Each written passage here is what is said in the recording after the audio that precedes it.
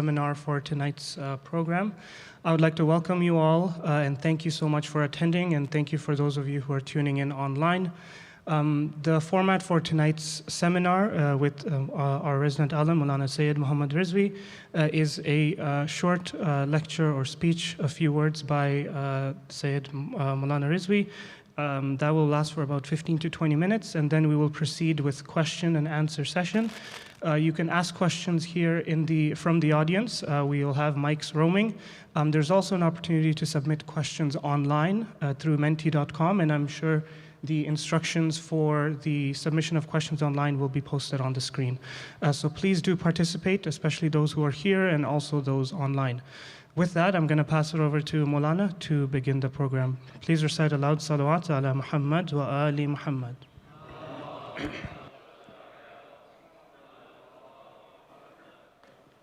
أعوذ بالله من الشيطان اللعين الرجيم بسم الله الرحمن الرحيم الحمد لله رب العالمين والصلاة والسلام على سيد الأنبياء وخاتم المرسلين سيدنا ونبينا بالقاسم محمد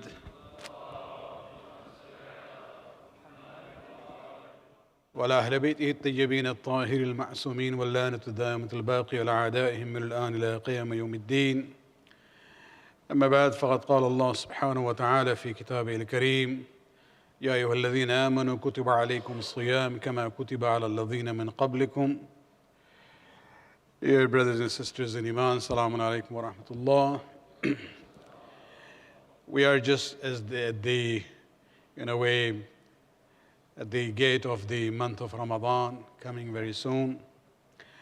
And therefore we decided to have this seminar this month's Thursday seminar on learning how to maximize the blessings of this month.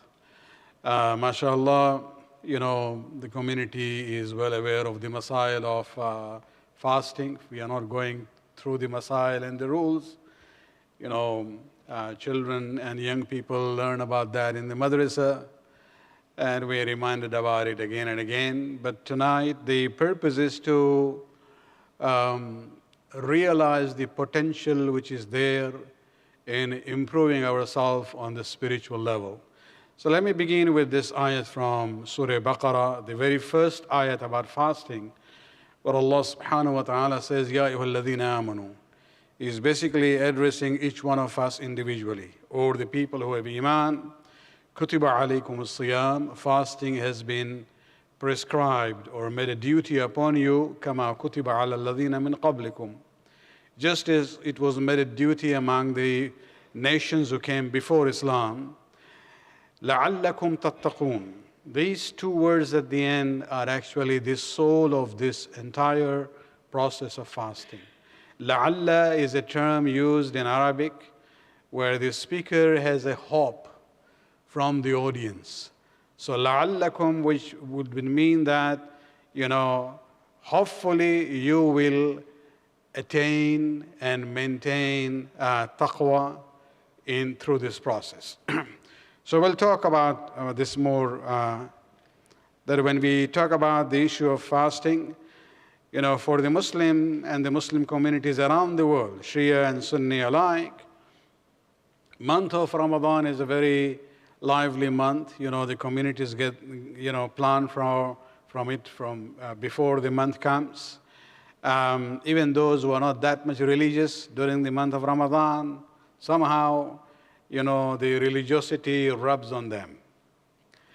Of course, there are some only the day of Eid comes to them as Islam, nothing else. But, vast majority of the Muslims around the world give importance to fasting. And most of them basically know the basics of fasting, and they go through it from the ritualistic point of view.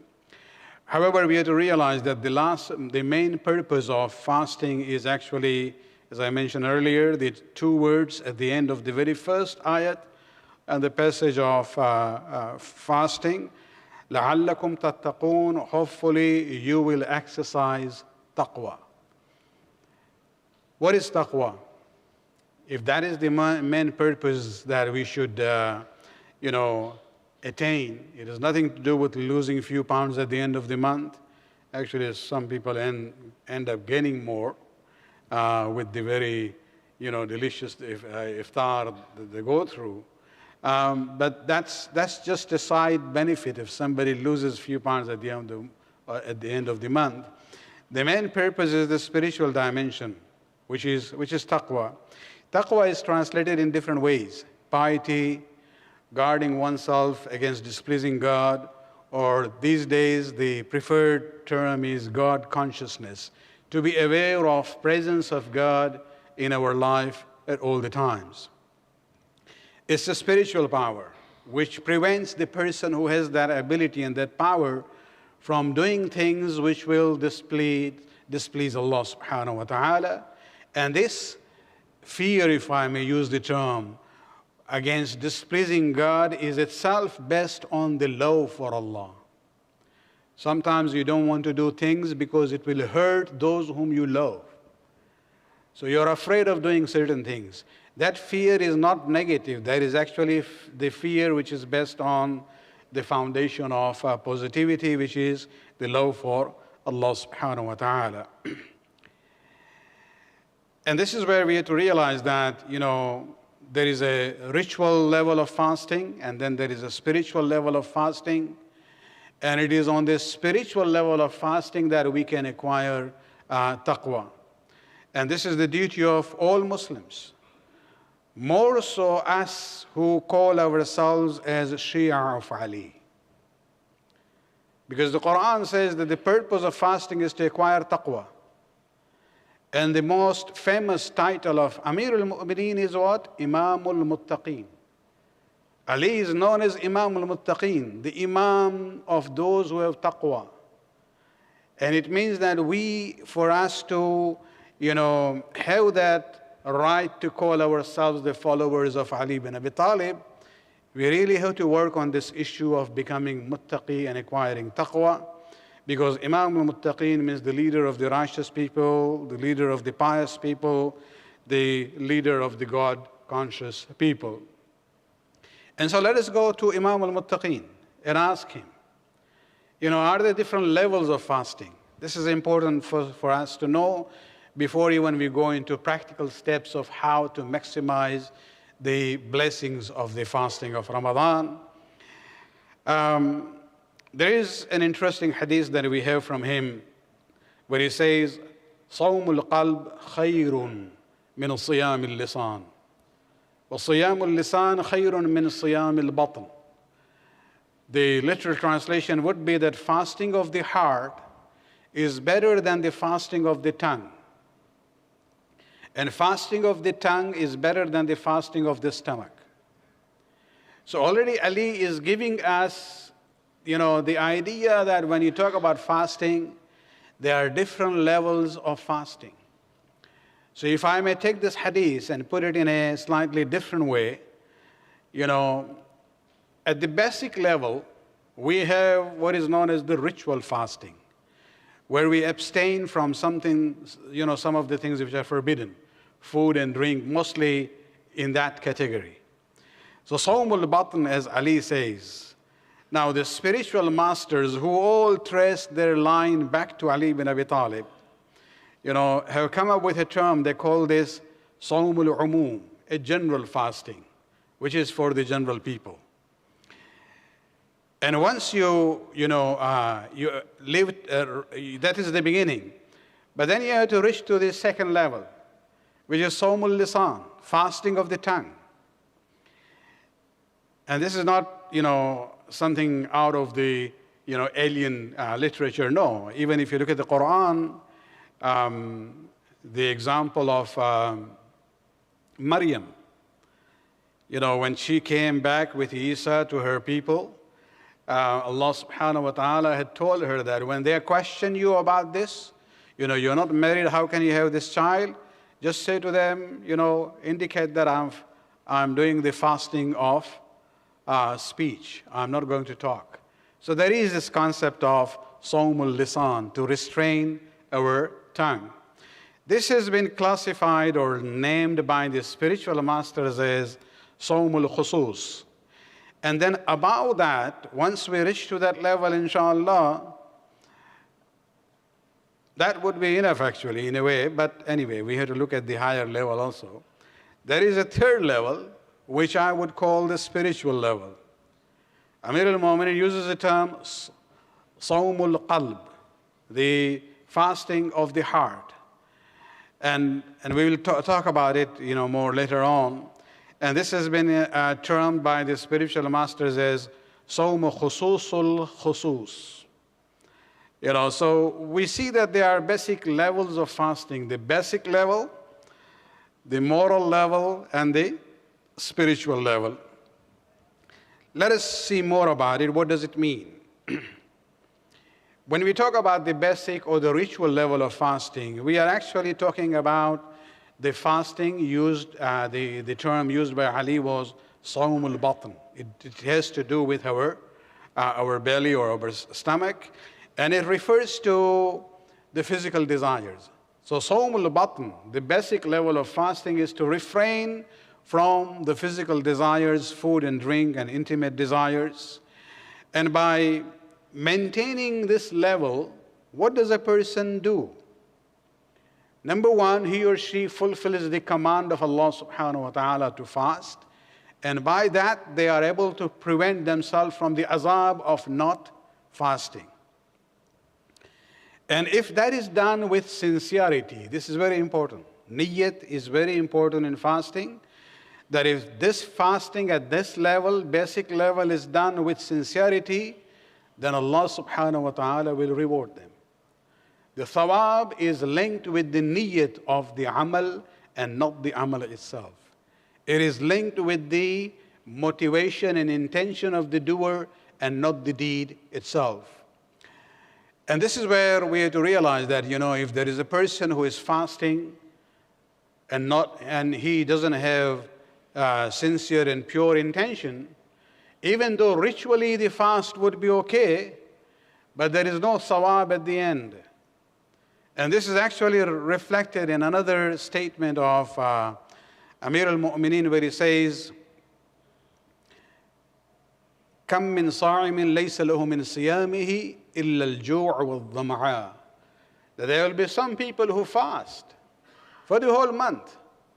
But at the end of the day of Qiyamah, for them, that fasting was nothing but hunger and thirst. They did not gain anything because the intention was not there. The purity and sincerity was not there in their amal. And so that level, actually, I call it below zero level of fasting, where ritually it is okay, but there is no pure niyat, and therefore there is no reward in the akhirah. According to Amir al-Mu'minin, for them fasting was just an exercise they went through, where they went through hunger and thirst. Then we come to so basically we are very familiar with the basic level. The things which are forbidden, if you look at the muftirat, you will see most of them, have to do with the issue of food and drink or with, intimate desires in one way or another. But then when we have to move on to the second level, which I have named as the moral level, and this is where Amir al-Mu'minin uses the term Thawmul Lisan, the fasting of the tongue. What does that mean? That means that when you are fasting, you should not only refrain from food and drink and intimate desires, you should also refrain from misuse and wrong use of other faculties of the body. How you use your tongue, when you are speaking to people, how you use your eyes, your hand, your feet, and other limbs that Allah subhanahu wa ta'ala has given to us. And this is where we see the hadith from the Imams, and I would like to share with you the second level of fasting. One is from Imam Ja'far al-Sadiq alayhi salatu wasalam. And the narrator is Muhammad bin Ajlan, where he says, I heard the sixth Imam saying, لَيْسَ الصِّيَامِ مِنَ الطَّعَامِ وَالشَّرَابِ. Fasting does not only mean refraining from food and drink. أن لا يأكل الإنسان ولا يشرب فقط, that he is only refraining from eating and drinking. ولكن, rather what it means is صمت, when you are fasting, فليصم سمعك وبصرك ولسانك وبطنك وفرجك. When you're fasting, then your ears, your eyes, your tongue, and your stomach, and your private parts must also fast. Now, you don't see that in Tawzil Masail. You don't see that in the list of the Islamic laws given to you. Because Islamic laws and fiqh and Tawzil Masail only deals with the fiqh and the basic level of, the rulings. This is where we are talking about this second higher level, which is the moral level. And this is where Imam is saying that fasting is not only refraining from food and drink, it means other things also. And then he goes on, and then he says, وَاحْفُظْ يَدَكَ وَفَرْجَكَ وَأَكْثِرُ السُّكُوتِ, refrain your hand and your private parts from haram, and أَكْثِرُ السُّكُوتِ, and mostly maintain silence, إِلَّا مِنْ خَيْرٍ وَارْفُقْ بِخَادِمِكَ, except when you use it for something good, and also be lenient towards your servant. So if I may compare the basic level with this level, in the basic level, we are only concerned about ourselves. I have to refrain from food and from drink and the intimate desires. It is to do with me. In the better moral level, now the Imam is saying that if you want to attain a higher level of fasting, it's not only now yourself, now you have to prevent yourself from hurting others. And so the issue of, looking at something which is haram, listening to something which is haram, the issue of talking to people in a way which is not acceptable, this is where, and being lenient to your servant, refraining from speaking unless it is something for good. And this is not only a hadith from the sixth Imam, we can even see a statement from Rasulullah sallallahu alaihi wasallam.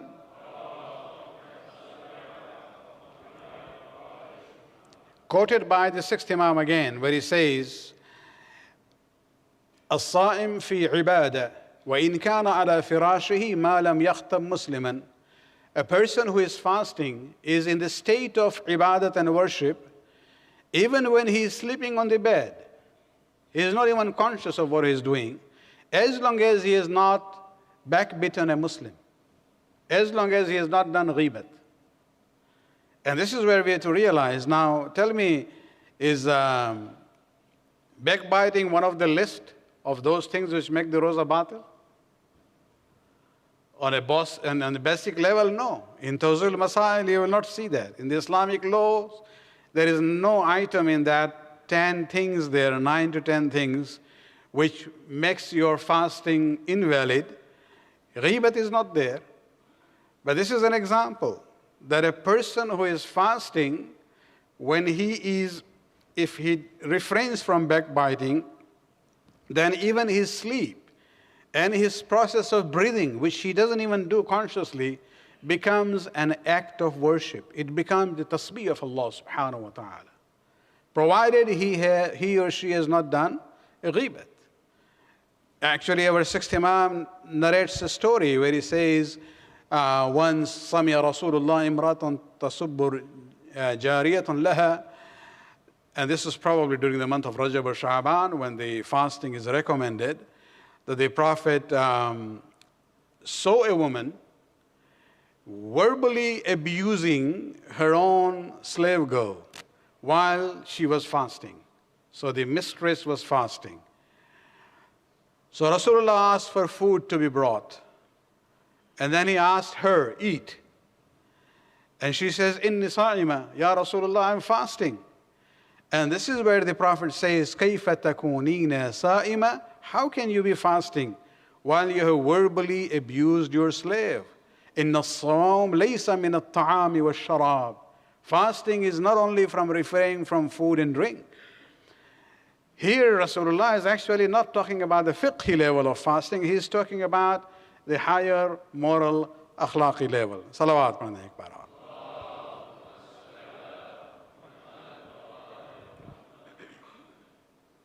Then we come to the highest level, which I have named here as a spiritual level. Amir al-Mu'minin uses the term Sawmul Qalb, where the heart is actually now fasting. And this is a level for those who are really exceptional people. We pray that we can be included in that group. And what it means actually that the entire focus during the state of fasting should be on Allah subhanahu wa ta'ala. And one refrains during that time for focusing on the mundane and simple issues of this dunya. You know, it's not that we are saying that when you are fasting, you take off from your work and don't go and work. No. This is not what Islam is saying.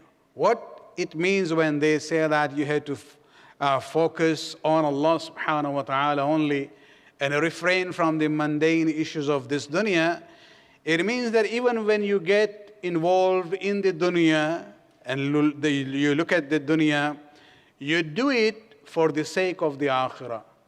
Because the akhirah cannot be built but through this and in this dunya. You will not get a chance to make the akhirah in akhirah.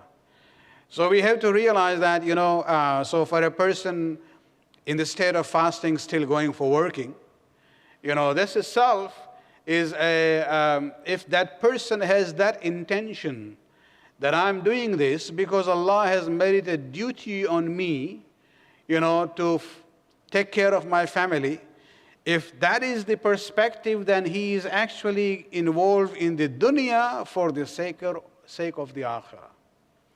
And so we are not talking about, you know, a level where you just go into isolation, you know, in a monastery. No, this is not what Islam believes in it. It says you have to be right in the middle of the society and go about doing the normal things that you would do, but your attention and focus should be for Allah subhanahu wa ta'ala, even if you are apparently involved in the dunyawi issues. And these are the people that the Prophet in his famous khutbah, when he says that, you know, قَدْ أَقْبَلَ إِلَيْكُمْ شَهْرَ اللَّهِ, you know, now that the month of Allah has approached you and you are the guest of Allah subhanahu wa ta'ala, you are from Ahl Karamatillah, you are among those whom Allah has honored. This actually refers to those who have reached to that spiritual level of fasting. So this is all the, you know, conceptual issue that we have to open our minds and think that it's not only refraining from food and drink, making sure we had our sahari and then we had our iftar and that's the end of the story. No. You know, fasting is more than that. There are different levels. There is a moral level above the fiqh level, and then there is a spiritual level that we have to try to attain. Coming to the practical side, how do we, you know, maximize the blessings of this month? I selected about 10 things from the khutbah of Rasulullah sallallahu alaihi wasallam.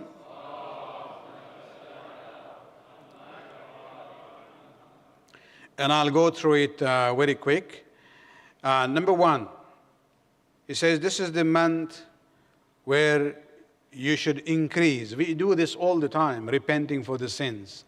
But he says this is the month where you should increase this process of tawbah and istighfar.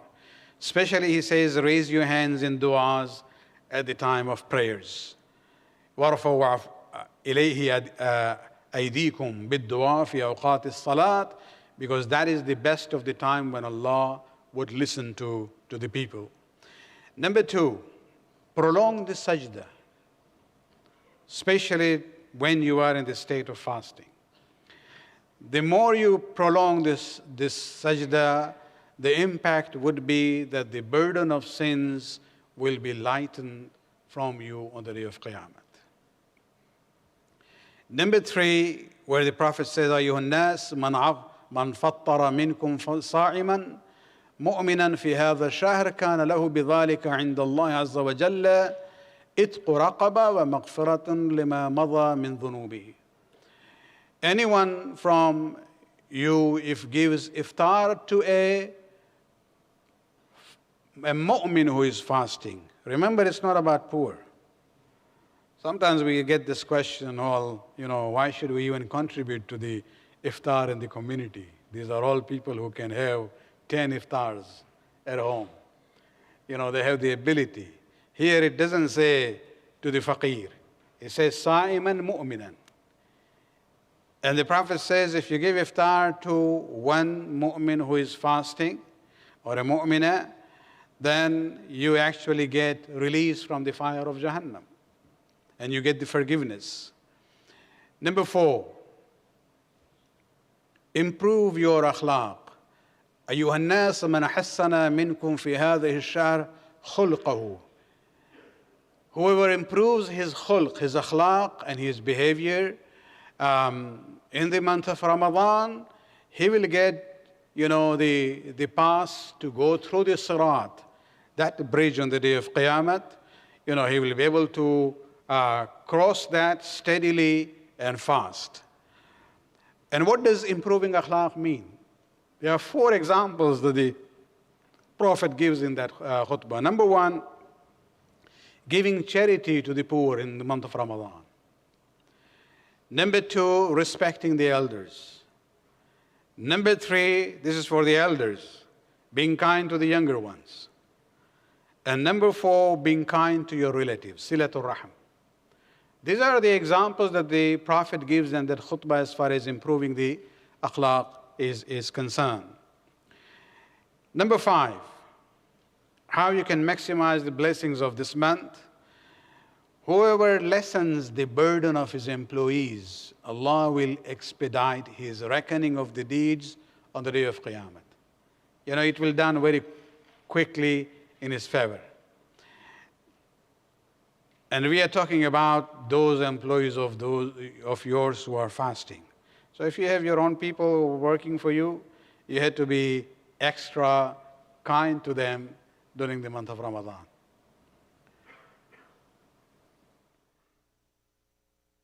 Number 6, fulfill a duty.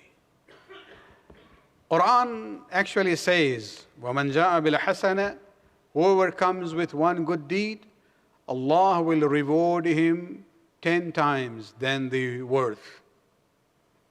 So that is a measure which is there for all the time. But in the month of Ramadan, Allah subhanahu wa ta'ala says, I'm going to increase it.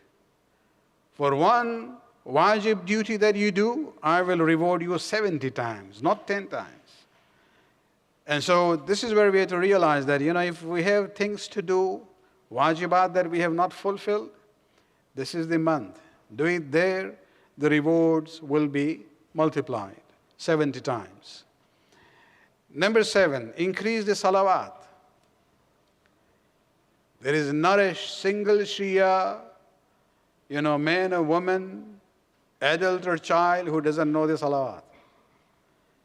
You don't have to do wuzu, you don't have to do ghusl, you don't have to sit on the musalla, you don't have to face any direction. Whatever you are doing, whether you are driving or sitting somewhere, not doing anything, just keep reciting salawat. Because the more salawat you recite in the month of Ramadan,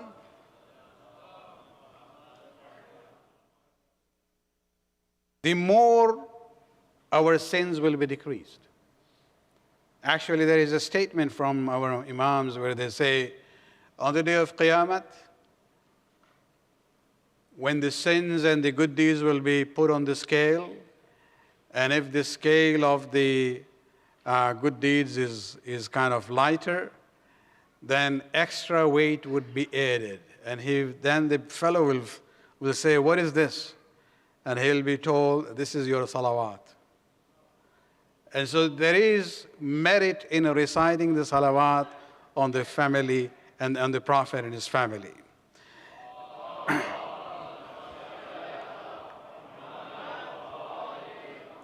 Number 8, according to the Prophet, من تلا فيه آية من القرآن كان له مثل أجر من ختم القرآن في غيره من الشهور. A person recites one ayat in the month of Ramadan, in the state of fasting, the reward will be equal to reciting the entire Quran.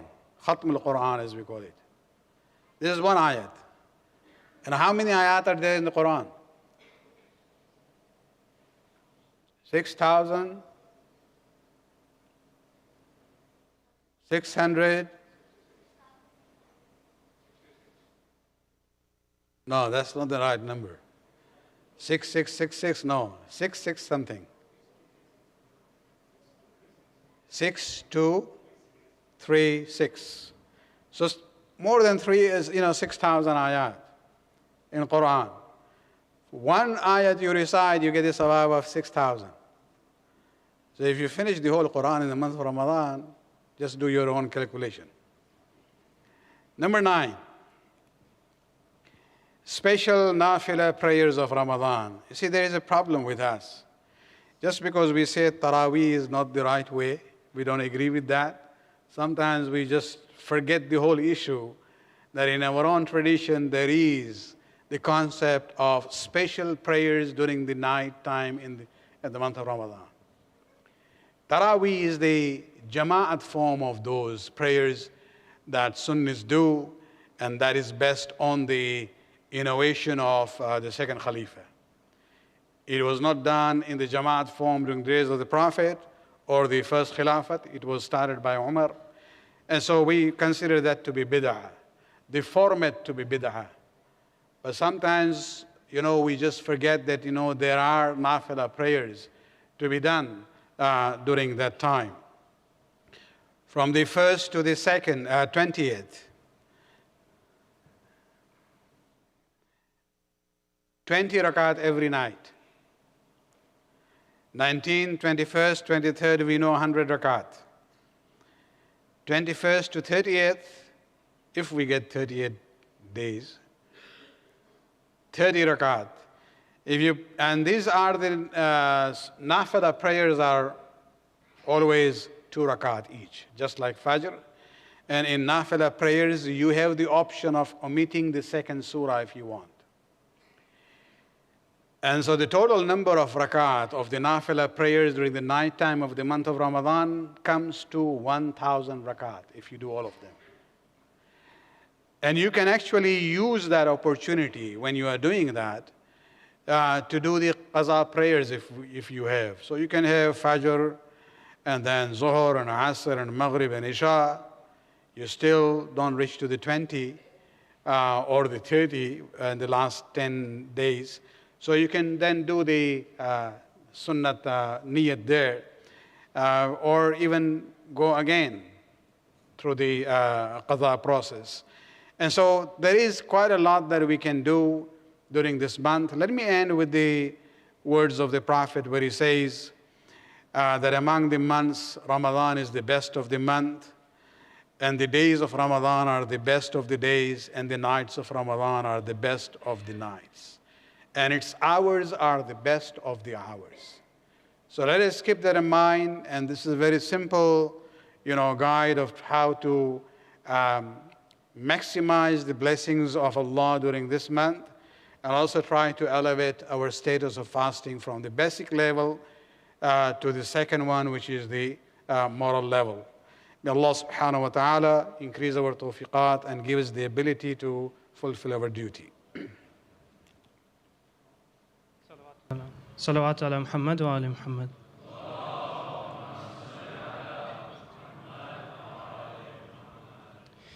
So the online question forum is quite lively. We have quite a few questions coming in from there.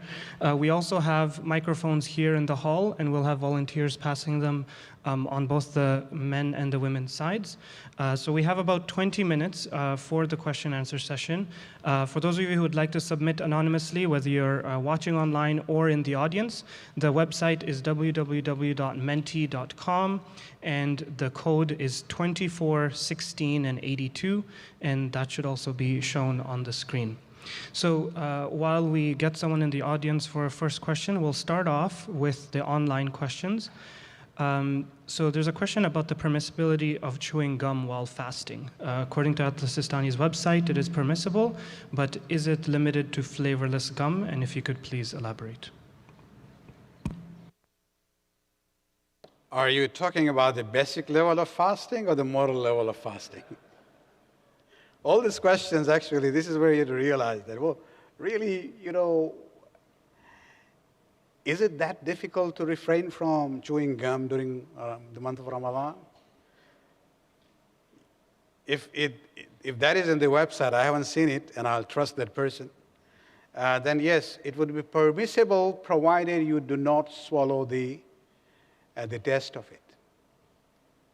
So why even put yourself into that situation? Because if you do it, then you might, there will be also a question that did it happen intentionally or accidentally? Do you have to do qadha or also do kafara then? And this is where we have to realize that, let us, look at the spirit of fasting. If the whole issue is that we refrain from our desires, that covers this issue. So there might be things which are allowed, but then you are losing in the spiritual dimension of fasting. Any questions from the audience? We have microphones. Anyone on? Okay, we have one question on the sister's side. Hello अस्सलाम वालेकुम। जब हम लोग सफ़र में होते हैं तो 10 दिन के अंदर वी आर सेइंग कसर नमाज कसर with the same token when we are in safar and in a Ramadan until 10 days it's not roza is not wajib on you, but if the stay exceeds 10 days that means that we can keep the rozas. Am I right? We are still in safar, but it's more than 10 days. Well, the definition of safar in fiqh, as far as prayers and fasting is concerned, that you are there for less than 10 days. If you stay some place more than 10 days, then this unwan and the title of safar is removed from you. It's like you are now residing there temporarily. Yeah. So 10 days is the criteria for musafir. If they stay more than 10 days, the namaz becomes full and they will have to do the roza. Also. And the roza is proper wajib? Yes. Okay, thank you. Okay, we'll go to a question from online. And just a note for those of you, even if you don't want to submit a question, you can actually vote online, and the ones with the most votes are the ones that we will go to first. So another question from online is, if a woman missed fasts due to her monthly cycle last year and she has not made them up over the year, what is the penalty at the start of this Ramadan? If a lady was not able to do the qaza for the missed fast of the last one, then of course the qaza still has to be done after the next Ramadan. But then fidya has to be added into that. There is no kafara, there is fidya in there. As far as the difference between kafara and fidya and qaza, I have actually a very simple chart in a booklet which is known as Fasting in Ramadan. I don't know if they can show this on the screen from my laptop here. Is it coming there?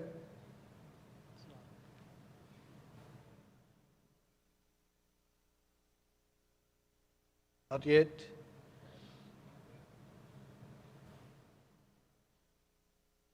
This is page number 9 of that book, and actually you can then, this is available for free download. You can get a PDF copy at this website. And it also has the masail about traveling as far as fasting and prayers are concerned. We have a microphone here on the men's side. If you can, we have a few with their hands up. If you can just pass it to them. Just put your hand up. Hi. Anyone? Assalamu alaikum.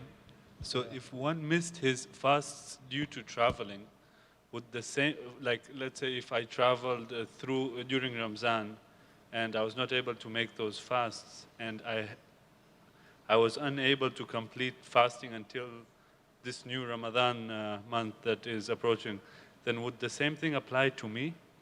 About the for the musafir, yeah. This is what you are asking. I don't think there is any extra fidya for that, no. Oh, okay. Yeah. Okay. Thank you. Take a question from online. We'll go to the spiritual side based on something that you had mentioned in the few words you just said. You had said that fasting of the stomach gives a reward if done with sincerity. How do we know if we are sincere? Could you give us an example? I think to maintain sincerity in fasting is not that difficult.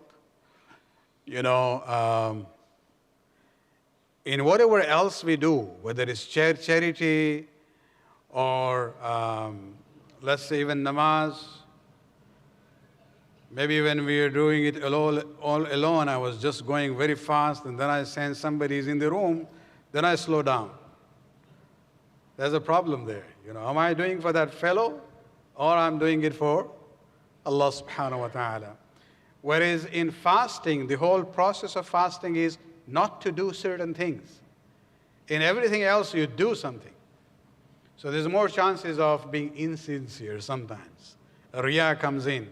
But when you do the fasting, it's very difficult. You know, so the chances of maintaining sincerity are more in fasting. Unless somebody wants to always, you know, keep very gloomy face on the month of Ramadan, you know, just to show that I'm fasting, then, but I don't think people do that. You know, otherwise there's no way of, you know, showing off as far as fasting is concerned. So as long as you do it in your heart because Allah wants you to do that, you know, inshallah, He will reward. And that's why He says, for all other things, He will assign the malaika to give the reward. When it comes to fasting, He says, I will give the reward myself. Any questions on the sister's side?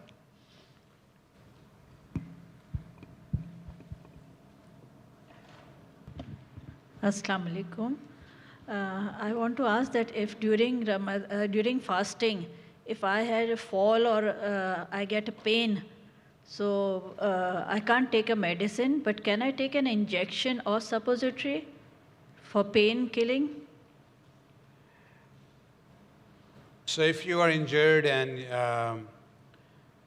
again, you know, if it is really a serious thing, then you have to go and get the best, you know, medical attention which is available, even if that means, you know, breaking the fast, because you have to take care of yourself, your health.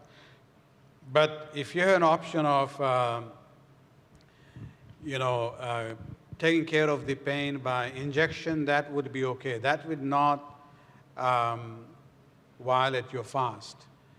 But taking anything inside, as far as medicine is concerned, other than through injection, that would violate the fasting. It will become batil. Okay, thank you. Just to build on that, there's a few questions here about medicine that may be taken from the nose in terms of sniffing or anything that's injected to the nose. Could you elaborate on that? You know, if you take medicine from the nose or even the eye drops, that is permissible provided you do not feel that in your throat. So once you come to realize that you can feel that in your throat, then that will violate the fasting, otherwise it would be okay.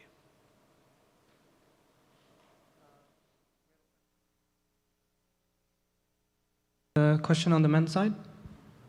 If you're looking to elevate your fast and to become a little bit more sincere, then is it better to read the Quran with purpose and meaning versus just reading the Quran to complete a certain quantity of ayat? Sincerity and reading of the Quran are not really connected to one another. They are two different things. Well, from the purpose of understanding what you're reading, right? Yeah, but that has no bearing on sincerity as such. Yes, reading the Quran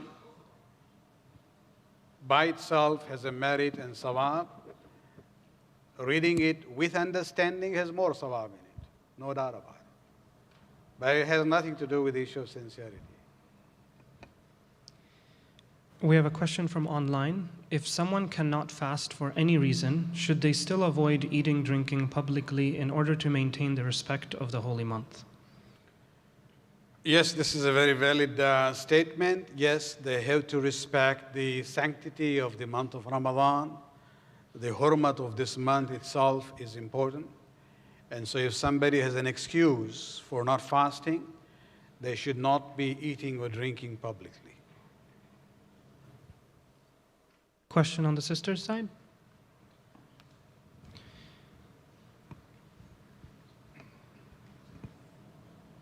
Hello, my question is in reference to the Nawafil and the Qaza Namaz. Supposing I'm saying Qaza Zuhr and I'm saying Nawafil, Zuhr Nawafil is 8 rakat. And Nawafil and Sunnat Namaz is done in sets of 2. However, when I'm doing Qaza Umri for Zuhr, it has to be a 4 rakat. So, and you said that Nawafil and if you are saying Nawafil, it can also be accounted for your Qaza Namaz. So how is it possible? I don't quite understand because one is said in sets of 2 and the other one is a 4. I got the question and I thank you for asking that because if there is any confusion, I would like to clarify. I didn't say instead of, nafila doesn't become qaza. What I said was you can use that opportunity where you are doing nafila to do qada instead of nafila. It's not that you are doing nafila and that is counted as qaza. And that's why I had the numbers. You do 2 rakat first for fajr, then 4 rakat for zuhr, 4 for asr, 3 for maghrib, and 4 for isha. So instead of doing nafila, which are sunnat, you use that time and the spirit that you have during that time in the night of Ramadan to do qaza instead. And inshallah, Allah will accept the qaza and also, reward you for that intention of nafila. So remember, I'm not saying do nafila and count it as qaza. What I'm saying is that if you don't have qaza, you do nafila. If you have qaza, it is better to do qaza at that time.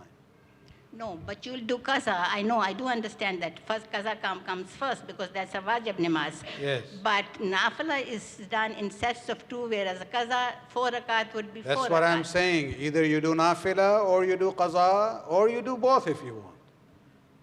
But you can't, I'm not saying that nafila will take the place of qaza. I'm just saying use that time to do your qaza. Okay, thank you. The next question is, what steps can we take to move from fasting of the stomach to fasting of the tongue and to the heart?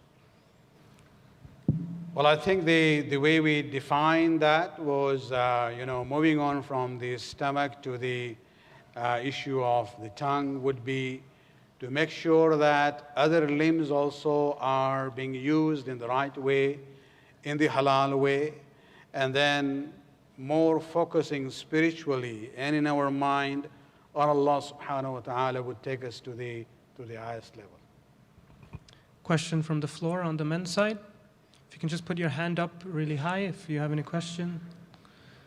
If you can pass the microphone on there, in the meantime we'll take another question from online. I understand brushing is allowed. What about the mint taste that remains in the mouth? Is that okay to swallow?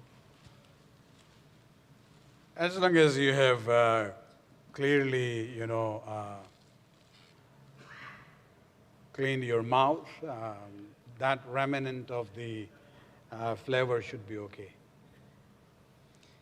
Question on the floor? Maulana, assalamu alaikum. I just wanted to find out, during the month of Shahr Ramadan, it's perhaps not the best thing to try and sort of get into confrontational situations. So increasingly, like let's say during the last Jummah of Shahr Ramadan, we go out and speak out against the atrocities that are affecting our fellow Muslim brothers. But increasingly, it's becoming much more politically confrontational and difficult, even perhaps, to do that. So, what would be your advice to try and, speak out against the injustice, but at the very same time, mitigate the participation, the confrontations that happen, both politically and even verbally? Well, I think standing up in support of those who are oppressed and Muslim is not a problem in the state of fasting. Confrontation and using abusive terms, no, you should avoid that.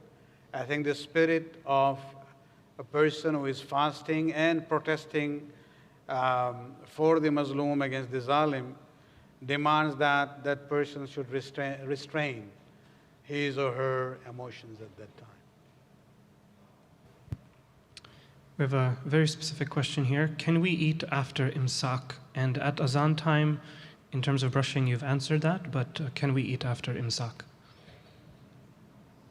So imsak, like Fajr, is actually a time when something happens as far as the light of the sun is concerned.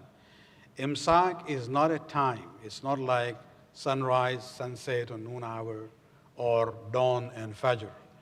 Imsak just is a precaution, which our fuqaha talk about, that you should refrain from eating and drinking few minutes before the Fajr time, so that you are sure that you don't end up eating at the time of Fajr.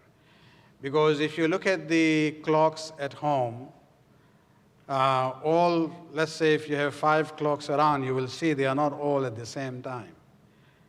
One would be maybe 2 minutes faster, other would be 2 minutes slower. So it is always better to stop eating a little bit early than Fajr. And that is what is known as imsak. Imsak means to withhold your hand from eating and drinking, or to stop yourself from eating and drinking. Any other questions on the floor? Sister's side? Assalamu alaikum. So, what if we have like a wajib fast to repay, and for example, we do it on 15 Shaban? Can we do 2 niyats, like for the wajib and for the sunnat? No, according to Ayatul Sistani, if you have a wajib fast, you cannot do sunnat fast. However, if you are doing the qaza on the day where it's also recommended, inshallah, Allah's blessings are not limited. He might help, bless you for both. But the niyat has to be only for qaza. There's a question about medication in regards to asthma pumps. Are those permitted during fasting? The inhaler for asthma, this is permissible because the vapors mostly would go through the lungs and not to the stomach. Any questions on the men's side, on the floor? For a microphone in the back, please. In the meantime, there's a question here. Is it wajib upon a 9-year-old girl to fast, knowing that it will cause weakness during the day? A 9-year-old girl fasting, let's say for the first time for the whole month, as far as the principles of training children is concerned, that we have to introduce the children gradually before they reach to the age of 9, boys and girls alike. However, for girls it becomes wajib for the whole month when they become 9 years old. Now, weakness wouldn't be an excuse, but if it causes some very serious issues, sometimes I get questions that, my daughter started fasting this year, but she's vomiting, or having headaches. Then those situations, she will be exempted from fasting. There will be no kafara for her. She has to do qadha later on, maybe during the winter season. But weakness by itself cannot be an excuse. No. Question on the men's side? Assalamu alaikum. I just I wanted a bit confused with the one of the acts of forwarding Amr bil Maruf, and when we have a lot of commemorating here, and we see people doing sins in front of us. For instance, Asraf. Could you elaborate on the rule of Amr bil Maruf, like you have explicitly regarding, say, for instance, Ghibat, or even when we act, where we see Muslim brothers doing things where we feel a need to tell, is it obligatory on us? Can you elaborate on the issue of Amr bil Maruf with respects to Ramadan? As far as the issue of Amr bil Ma'ruf and Nahy al-Munkar is concerned, the rulings in Ramadan and other months are all same. There are no different rulings for that. Amr bil Ma'ruf and Nahy al-Munkar sometimes can be wajib, sometimes recommended, sometimes just jaiz, and in some cases maybe you are not allowed to do that, depending on the situation. If you are in a position where your words would be listened to and there is a chance that this fellow will listen to what you are saying, then you should do Amr bil Ma'ruf. Of course, you have to be polite in how you are doing it. But if you know that it's not going to help, they are not going to listen to you, then it's not wajib on you to do that. So we have a few more minutes until Maghrib. Okay, we'll take a couple more questions. And speaking of Maghrib, is it recommended to pray Maghrib and Isha before breaking the fast?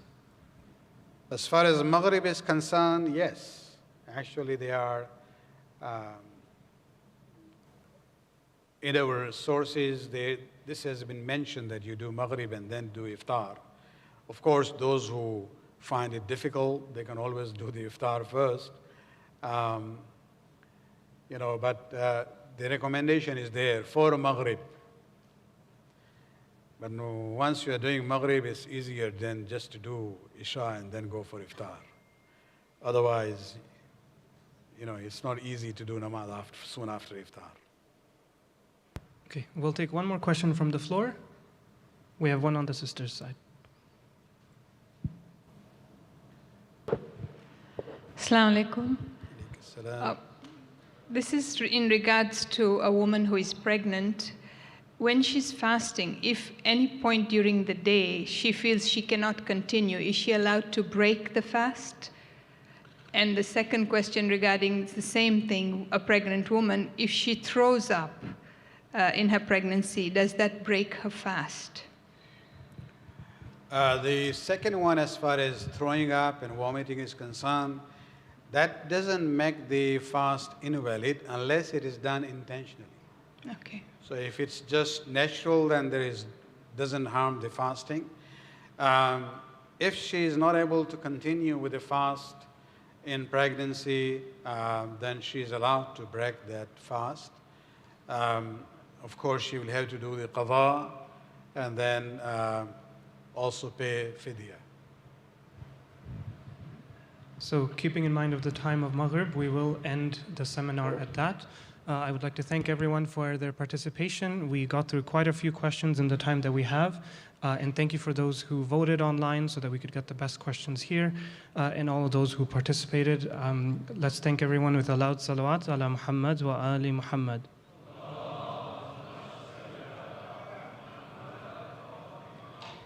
We will now proceed with Maghrib and Isha Salat. Thank you.